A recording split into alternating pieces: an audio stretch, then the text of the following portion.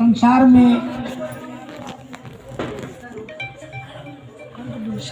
में जो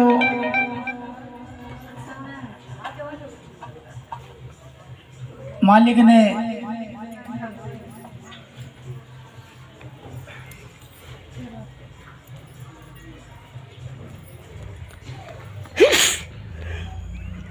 जो मनुष्य जन्म दिया हमको 84 से निकाल करके, इसका मेन उद्देश्य है मालिक की खोज करना, भवसागर से जीव पार उतारना, 84 काटना, संतों का संग करना, सत का संग करना, सत्संग करना, अपने मालिक जीव का को उसको पिछाड़ना। संसार में आए हम, मालिक ने सब कुछ दिया है। अब हमारा कर्तव्य बनता है हमारे जीव की नैया किसके सहारे लगाए, उस बात का खोज करना हमारा फर्ज बनता है। तो वैसे हम अपना दिमाग से, विचार से, बुद्धि से तो हम कुछ कर नहीं पाते, मगर संतों ने, कबीर साहब ने जीव की भलाई के लिए सत्संग चलाया है, सत्य का ज्ञान दिया है, और सत्य पर चलने के लिए सदगुरु कबीर साहब कह रहे हैं, सत्य की भक्ति करने के लिए कह रहे हैं। और भक्ति से जीव का आवागमन नहीं छूटेगा। सदगुरु कबीर साहब ने जो सत्य भक्ति बताई है, सत्संग चलाया है, उस सत्संग को बना करके हम 184 से बचेंगे। ये संसार में हम रह रहे हैं, ये संसार अपना नहीं है, किसी का नहीं है। इसमें आवागमन, जन्म, मरण, भूख प्यास सब लगे हुए हैं।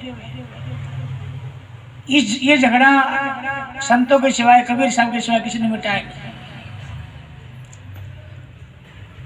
संसार में ज्ञान की कोई कमी नहीं है।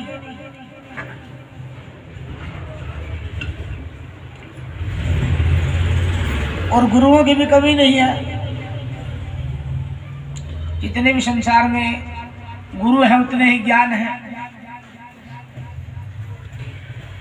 पर सत्य ज्ञान के बिना जीव का आगमन नहीं मिटेगा। एक सत्य ज्ञान के बिना सब ज्ञान बेकार है। सब पेट पालने के, 84 चक्कर कटाने के आवागमन बांधे रखते हैं। सत्य का ज्ञान है, यही जीव का आवागमन मिटाता है। आप पुराना इतिहास उठा के देखो,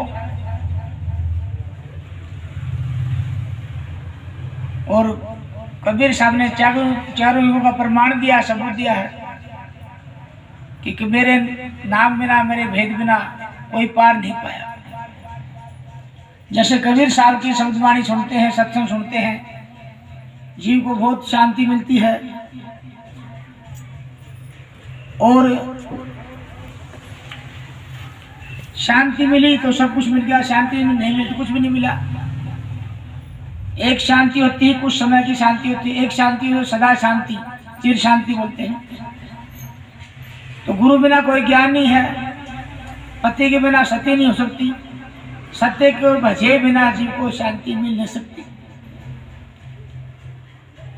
इसलिए हमारा फर्ज बनता है सत्संग में बैठ करके कबीर साहब की विचार को अपना करके, साधु संतों के संग में बैठ करके अपने जीव की भलाई के लिए मालिक का नाम का, साहिब का नाम का सहारा लेना जरूरी है। अपना जीवन उसी को निछावर करना, भक्ति उसी की करना हमारा फर्ज बनता है। और भक्ति है करोगे आप तो बंधन में फंसोगे। कबीर साहब की सत्य की भक्ति, सत साहिब सतनाम की भक्ति करोगे तो बंधन कटेगा। कबीर साहब की भक्ति है जीव को मालिक से मिलाने की भक्ति है, और भक्ति है वो चक्कर कटाने की भक्ति है, तीनों लोगों के अंदर। अब आप देखो, खेती बाड़ी करते हैं संसार में उदाहरण के तौर पर, तो जैसा भी बीज बोते हैं उसी किस्म का बीज तैयार करना पड़ता है। जैसा बीज बोएंगे उसी किस्म का जमीन तैयार करनी पड़ती। ये तो आपके सामने की बात है। गेहूं बोएंगे, चना बोएंगे, बाजरा, सरसों, तो जमींदार को पता होता है अभी सरसों बोएंगे तो कितने बाल लगानी पड़ेगी, गेहूं बोएंगे तो कितनी बाल लगानी पड़ेगी, चना बोएंगे तो किस किस्म का खेत तैयार करना पड़ता है, उसी किस्म का तैयार करना पड़ता है। ऐसे ही संसार में आप देखो, ये काया खेत है, इसको भी संवारना जरूरी है। ये काया खेत है, इसको भी संवारना जरूरी है। जैसे खेत में बीज डालकर ही कुछ पैदा होता है, ऐसे इस काया खेत को संवार के इसमें मालिक का नाम का बीज बोना भी जरूरी है। अब देखो, ज्ञान की कोई कमी नहीं और नहीं। तो कबीर साहब का जो बात है देखो, वो सब ज्ञानों से श्रेष्ठ ज्ञान, विशेष ज्ञान, ये कोई विभूति ज्ञान। आप पिछले इतिहास को उठा के देखो और देखो, जैसे कि गोरखनाथ के अंदर योग का ज्ञान था, विश्वामित्र के अंदर तप का ज्ञान था, वशिष्ठ के अंदर सत्संग का ज्ञान था। ऐसे ही संसार में किसी ने योग का, किसी ने तप का, कोई तीर्थ का, कोई व्रत का, कोई देवी देवता, अनेक किस्म संसार में ज्ञान चला हुआ है। और कबीर साहब की बात देखो, ब्रह्मा विष्णु को भी देखो, उनके अंदर निरंजन का ज्ञान था। कृष्ण के अंदर निरंजन की पूर्ण कला थी, यही एक निरंजन का विभूति ज्ञान था। कबीर साहब के अंदर सत्य का पूर्ण कला, सारी कला सत्य का पूर्ण ज्ञान था कबीर साहब के अंदर। मगर जीव को शांति कौन से ज्ञान से मिलेगी, वो बात हमें विचार करना, सोचना है। अब आप चारों के पिछले इतिहास को देखो, 4 वेद, 6 शास्त्र, 18 पुराण, इनको देखो, सभी के अंदर किसी के अंदर भी शांति की बात नहीं है। संसार में जब से दुनिया रची, कौन कब होया, किसका क्या झगड़ा हुआ, क्या, ये सब बात है। जैसे कि महाभारत के अंदर देखो, द्रौपदी के अंदर कृष्ण ने कौरवों को खत्म करके पांडवों को राज दे दिया। रावण को देखो, रावण के टेम त्रेता की बात है, राम ने ना विष्णु ने नारद को बंदर बना दिया। नारद ने उसको श्राप दे दिया कि आज मेरे को बंदर रूप दिया है तेने, तो एकदम तो पत्नी के वियोग में तड़फेगा और बंदरों का सहारा लेकर के छुड़ा के लेके आएगा। है कि नहीं ये बात? ऐसे ही संसार में जैसे कृष्ण ने अपनी बुआ का लड़का शिशुपाल को भुजा उखाड़ी मार दिया था, तो उस कर्म का बदला कलयुग में जगन्नाथ अवतार होया, अंगहीन टूटा, कर्म का भोग करना पड़ा।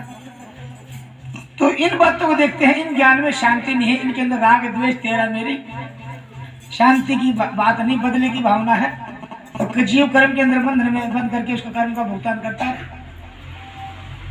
मगर कबीर साहब के अंदर इन सबसे न्यारी और विशेष बात थी। कैसे? जिस समय कबीर साहब संसार में आए, काशी में आए, तो कबीर साहब की बात संसार को भाई नहीं, कठोर लगी। तो कबीर साहब को मारने के लिए 52 बार कोशिश करी। दिल्ली का जो बादशाह सिकंदर लोधी था, उसका पीर शेख तटी, उसने कबीर साहब को मारने के लिए बहुत कोशिश करी। हाथ पर बांध करके नदी में डाल देना, कुएं के अंदर डाल के ऊपर उसको भर देना, तो उसे तलवार से बहुत कोशिश करी मारने की, मगर कबीर साहब के अंदर बदले की भावना नहीं हुई। ऐसे और पिछले इतिहास देखते हैं, उनके अंदर जो बदले की भावना थी, कबीर साहब अंदर ये बात बिल्कुल नहीं। 52 बार मारने की कोशिश करी, कबीर साहब ने सत्य से, शांति से उनको नीचा दिखाया और सच्चाई की ताकत बताई। कबीर साहब के अंदर कहीं भी कबीर साहब सिद्धांत बदले की भावना नहीं। आज संसार में तुम देख लो, अपने ऊपर को घटाई देखो और दुनिया को देखो, ये बदले की भावना, राग द्वेष तेरा मेरी, मार काटी चलता रहा। शांति की कहीं भी कोई बात नहीं।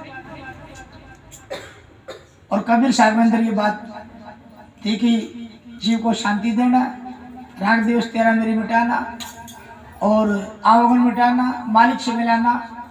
ये जीव है, सतलोक से आया है, सतपुरुष का पिता है। उस सतपुरुष को भूल करके और किसी को पूछता है तो बहुत बड़ा दुखी है, तो समझ नहीं पाता। कालचक्र पढ़कर सत्संग में बैठ करके कोई सी बात बताई जाती है तो कोई सी बात को समझ पाता है। अब आप देखो, जोग जप तप तीर्थ वरदान हवन यज्ञ देवी देवता ये सब काल निरंजन के अधीन आते हैं। और जैसा बीज जमीन में होती है उसी किसी की जमीन तैयार करनी पड़ती है। इसी तरह ये जोग जप तप तीर्थ व्रत इनका फल परिणाम भी अलग अलग है। और एक सत्य के नाम बिना, एक मालिक के नाम बिना, साहिब के नाम बिना, जो पहले आत्मा परमात्मा पारब्रह्म ईश्वर अल्लाह खुदा गॉड भगवान इनका ज्ञान भी न्यारा है। और सब काल के अंदर आते हैं, मगर इनके अंदर जीव को शांति देने की बात है।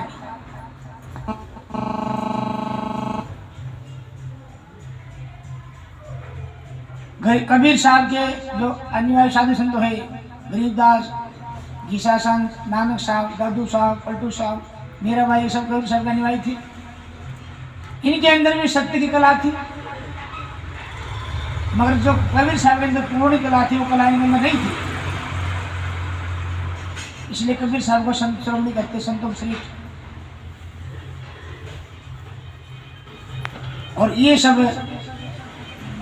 कबीर साहब का बताया रास्ता पर चल करके सत्संग अपना करके संतों ने अपने जीवन में मालिक की भक्ति करके और संसार को सत्य पर राह चलने के लिए कहेंगे।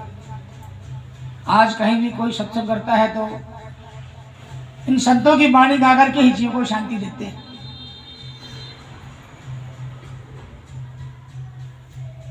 अब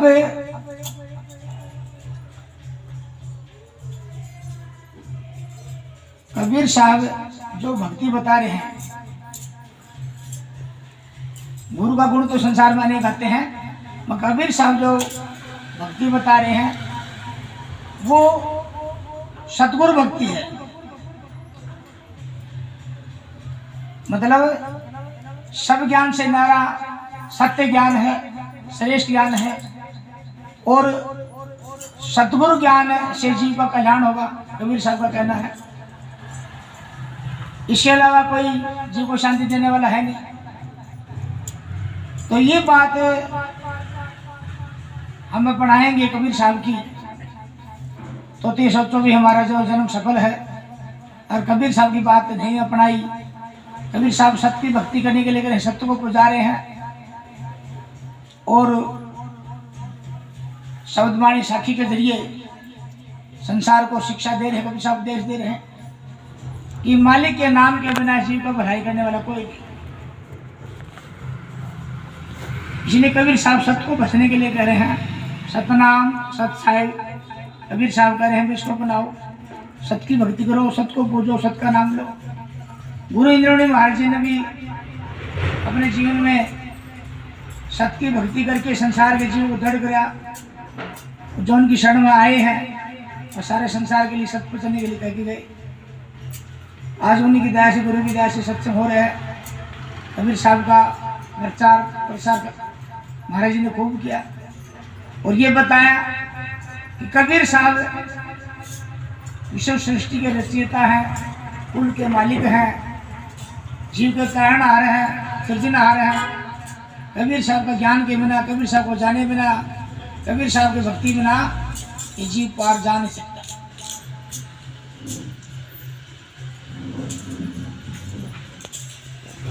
जो सत्य का नाम, सत्साहिब का सारा जिन संतों ने लिया है वही संत कहलाते हैं। बाकी इसके सिवाय कोई आत्मा परमात्मा कहने वाला ना साधु संत है, ना सत्य ज्ञान है, ना उनको सत्य ज्ञान संसार को दे सकते। इसलिए कबीर साहब की बात संसार से न्यारी और निराली है, किसी से मेल नहीं खाता। और कबीर साहब की बात सच्ची और सही है। और जो जिसको मानते हैं वो असली सत्य को न मानते हुए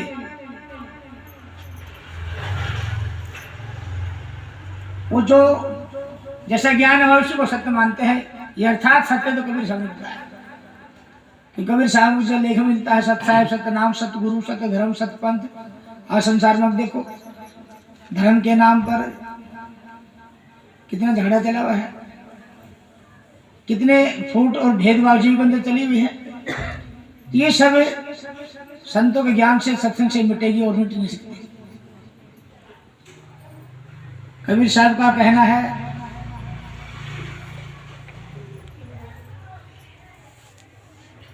कि हे विश्व सृष्टि के जीव, तुम देखो, मानव जी तुम देखो, विचार करो।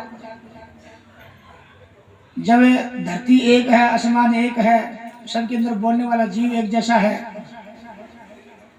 तो जीव की भलाई के लिए मालिक का मार्ग रास्ता भी एक होना जरूरी है। वो भी एक है।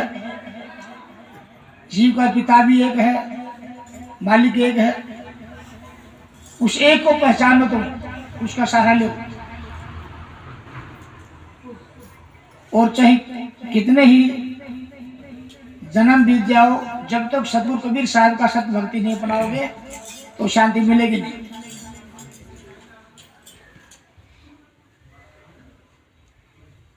कबीर साहब का सत्य का ज्ञान है, वो फैल नहीं होता, बाकी सारा संसार सब फैल जाएंगे। और महाराज जी कहते हैं भाई, शरीर के लिए भूख मिटाने के लिए रोटी खाते हैं, ओढ़ते पर सब कुछ करते हैं, खाने की सब वस्तु खाते हैं, पर जीव की भलाई के लिए क्या करना चाहिए वो बात अपनाना भी जरूरी है। संसार में हम आकर के अपना पेट पालते रहते हैं, अच्छा खाना, अच्छा पीना, अच्छा ओढ़ना, मकान, इस शरीर की सुविधा के लिए कोई कसर नहीं छोड़ते। तो शरीर जिसके सारे खड़ा है, जीव, ये इसकी शुद्ध कोई लेता नहीं, भूल में फंसे हुए हैं। जीव की भलाई के लिए मालिक का नाम, सत्य का नाम, शरीर की रक्षा के लिए भोजन, हाथ में काम, मन में नाम। जो हमारा रक्षा करने वाला मालिक है, सतगुरु है, उसको समझना जरूरी है। और जो जीव के साथ धोखा करता है, जीव को फंसाता है, उससे बचना जरूरी है। तो 33 करोड़ देवी देवता, ब्रह्मा विष्णु शिव जी और जो अनेक नाम है, इस सब काल का जाल है जीव को फंसाने का, इससे बचना चाहिए। सतगुरु कबीर साहब का सत्संग अपना करके अपना जीवन को सफल बनाओ, जीव की नैया पार उतारो। इसके अलावा कोई और रास्ता है तो वो भलाई का है नहीं। जैसे जब से संसार रचना रची है, एक पानी की बूंद से सभी माँ का पेट फाड़ करके संसार में आए हैं, कोई बदलाव नहीं हुए हैं। एक ही पानी की बूंद से सबकी रचना हुई, कोई 5, 7, 10, 20 किस्म की अलग किस्म से नहीं हुई।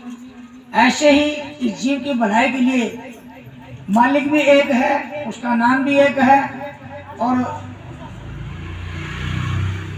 उसको शब्द में कहो तो वो शब्द भी एक है, सत्य शब्द। इसलिए सत्य के बिना जीव की गति नहीं है। और आखिर में कहते हैं राम नाम सत्य, सत्य बोलेगा है। तो सत्य बोलेगा, सत्य को जानना तो सभी चाहते, पर सत्य का समझ पड़ती नहीं है क्या। मिथ्या को सत्य मानते हैं, यथार्थ सत्य को सत्य नहीं मानते। इसलिए कबीर साहब के सत्य की बात के सामने संसार की सब बातें कट जाती है, कबीर से भी बात करती नहीं।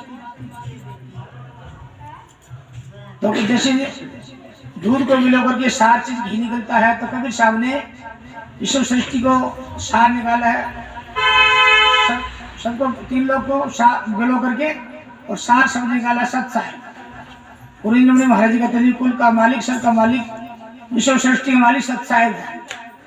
अगर सत्साहिब का संग नहीं तो भाई समझो अपना जीवन बेकार है। सत्संग सत्य कुछ नहीं, सत्य का संग नहीं।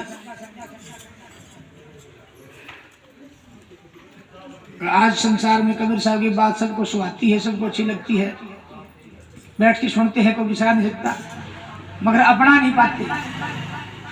कोई सुनता है कहता, कोई थोड़ा बहुत जीव हाँकते हैं, सुनते हैं, शांति महसूस करते हैं।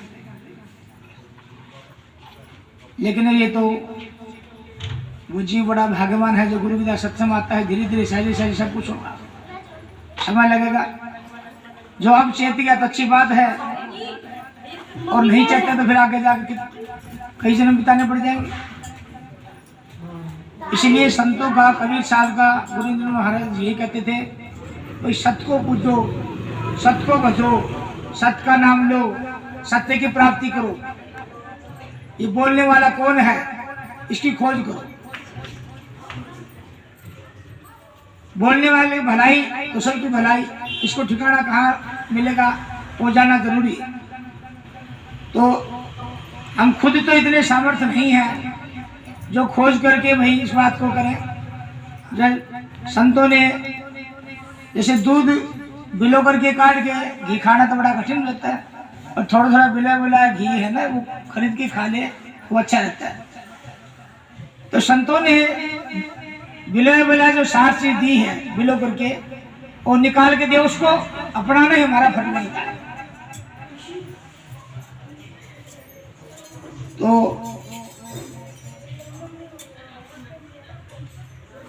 कबीर साहब संत शिरोमणि है, कबीर साहब ज्ञान चक्रवर्ती ज्ञान है, और इसके बिना संसार की भलाई नहीं हो सकती।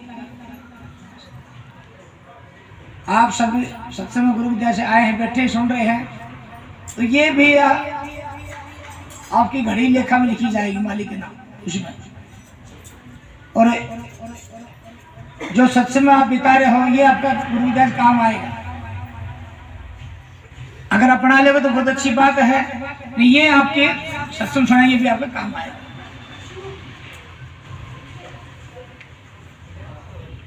कबीर साहब का प्रचार की कमी है, क्योंकि घर में पिछली परंपरा लागल उसी को मानते हैं। नहीं तो कबीर साहब की साखी वाणी शब्द का आजकल तो प्रचार का माध्यम है, फोनों में भी वैसे भी देखते हैं। तो शब्द वाणी को हमें सुनना चाहिए, सुन के ऊपर अमल करना चाहिए। और संसार में आने का जीव का कोई उद्देश्य नहीं, मनुष्य जीव का ये मनुष्य जन्म मिला है, इसका उद्देश्य है मालिक को भजना और सतलोक चले जाना। वहाँ चिर शांति मिलेगी जीव को, ना भूख ना प्यास, कुछ नहीं, ना किसी को दुख है। और जब आप बार बार सत्संग में आओगे, बैठोगे, सुनोगे, तो ये बात भी गुरु जी समझ में आ जाएगी। बात है धीरे धीरे बैठोगे तो समझ में आ जाएगी बात क्या है। अगर नहीं बैठोगे, नहीं सुनोगे तो बात समझ में नहीं आएगी। तो आज गुरु महाराज की दया से नीलम का घरवाला के नाम कृष्ण है, सत्संग आया है, तो ये बड़े भाग की बात है। तो जिस घर में सत्संग की चर्चा नहीं, संत नहीं मेहमान, कबीरा वो घर घर नहीं, जीवित है शमशान। जो सदा जिंदा रहने वाला सत्य की चर्चा नहीं, उस घर में शमशान जैसा मामला है। भाग बड़े जाकर संत पधारे, तो इस सत्संग को देवता भी तरसते हैं, उनको भी सत्संग मिला नहीं, करनी करके देवता बन गए। उस देवता युद्ध को भोग रहे हैं, भूख प्यास तृष्णा उनकी मिटी नहीं, और तड़प रहे हैं, दुखी है। वो भी सोचते हैं भाई हमारी ये देवता ने छोड़ के मनुष्य मिल जाए तो हमको सत्संग मिले, वो भी पछताते हैं। इसलिए इस मनुष्य को व्यर्थ मत को, संतों के सत्संग में जाकर के सत्संग सुनो और कबीर साहब की बात को बनाओ। सत्संग सत्संग को सारा ले, और वही पेट पाने के लिए तो संसार लगे रहे पेट के धंधे में। लेकिन जीव के बचाने का रास्ता बहुत कम लोग अपनाते हैं। जीव का रास्ता बचाने का मार्ग संतों ने बताया सत्संग का सारा, सत्य का नाम लेना, सत्य का सारा लेना, सत्य को बचना, सत्य को बुझना, इसके अलावा और सब दुखदायी है। बोलो सच्चाई।